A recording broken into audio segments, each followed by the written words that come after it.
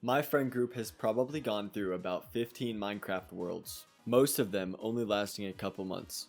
However, our most recent server has lasted about a year now, and doesn't look like it's going to slow down anytime soon. In this video, I'm going to show you some of the tricks that we have come up with to extend the 2-week Minecraft phase. When making a world, one of the first things you have to take into account is the seed. You can really do this one of two ways. Spend hours scouring chunk base for the perfect seed, or just pick a random one and deal with it. I've done both in the past, and what works for my friend group is the latter. Now, if we spawn in an acacia biome surrounded by ocean and a desert, then we're going to pick a new seed. But usually, just picking a seed and going with it gives the world a unique feeling. Another thing to consider before starting the world is mods and data packs. Most mods you won't want to add, because people will just spend their time interacting with the mod instead of doing like anything else. But there are a couple.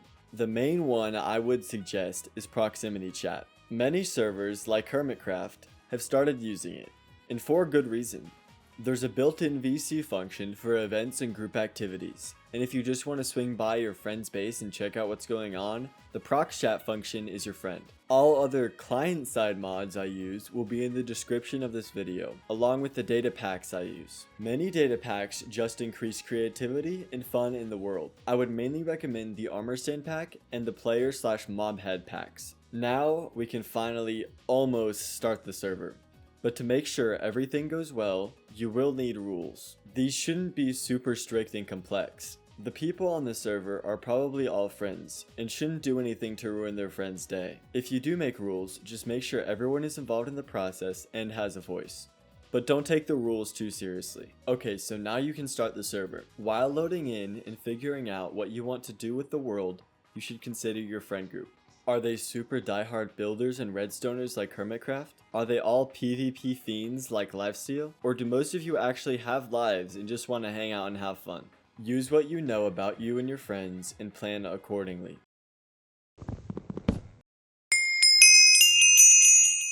For many servers nowadays, the early game is super quick. People usually speedrun the best equipment without even building a house. You might even have that one friend that traveled a million blocks away immediately looking for the perfect place to settle down. My best advice?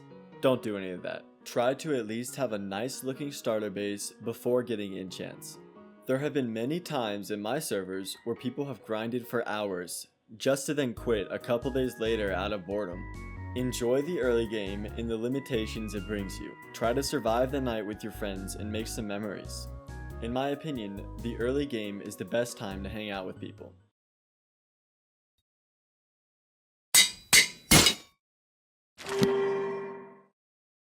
Now you should have decent gear, a starter base, and maybe some ideas on what you want to do with your real base. For a lot of servers, this is the time where capitalism starts. People need stuff, but don't want to get it, and someone else might already have it. I would suggest creating one big shopping district in a centralized area. In the mid-game, diamonds work as a currency. However, once you get into the late game, inflation kicks in and diamonds become pretty much worthless. There are some good ideas out there on how to remedy this, but I'm going to show you my solution.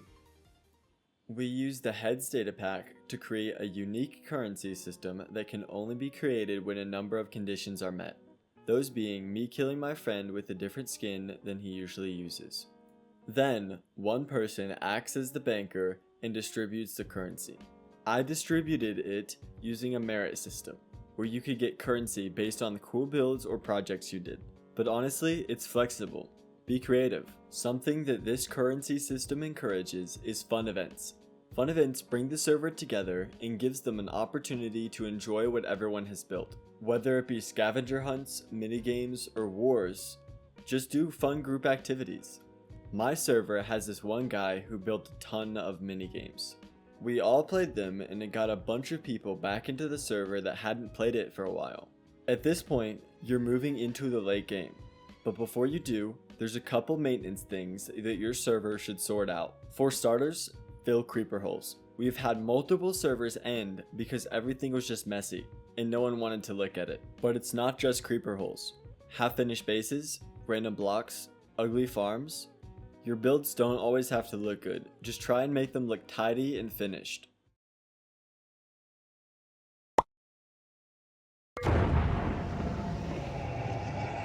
A big topic of debate when making a Minecraft server is Elytra and the end in general. My group server personally does have Elytra, but for some servers it really does ruin them.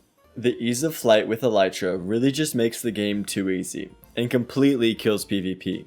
Same thing with shulker boxes and enderman farms. The only time I would suggest allowing the end is if people have massive projects that they want to undertake that would just be impractical without these tools. By this time, you probably already have full netherite and are basically immortal. It's a problem for some people, but it's usually not a big deal. The actual problem is losing that immortality. If someone with maxed gear ever loses it all, there's a very high likelihood that they will quit the server so they don't have to grind for it back. I would suggest having a backup set or having one person that sells backup sets. The last two things that I need to address in this section are build disparity and balance. Some people are just better builders than others, and some just have more time. Build disparity should be handled in a well thought out and mature way. Sometimes you just have to bite the bullet and accept that there's an ugly build on your horizon, or just work with your friend to improve their build. I'm going to address burnout in a bit, but I just want to talk about balance. Don't sit there and only work on one project, because most of the time, you won't finish it, and instead of having other projects to bounce back on, you will just quit the server altogether. This happened with one of my friends who doesn't get on anymore because he doesn't want to finish his huge project that he started. Having balance is a crucial thing in Minecraft and in life. There are a couple red flags that people do that I refer to as killing people's pets. Just don't do that. It only causes problems. Griefing, I mean, you can do it, but only if you know everyone is fine with it, which they usually aren't. Cheating, hacking, x-raying, and using operator almost always sucks the fun out of the server for everyone, even the person that does it. Adding new people. Sometimes they just mess up the whole flow. You can still add new people, but just be careful who you add and make sure they're cool. Finally, burnout. I could do an entire video about burnout, but if you've ever heard of the 2-week Minecraft phase, burnout is the reason for that. Just don't spend too much time on one project, and be okay with taking breaks. Sometimes no one plays for weeks or even months due to life or just other games. But be open to that and always be ready to come back to the server. Now, none of this works if everyone involved doesn't actually want a successful server.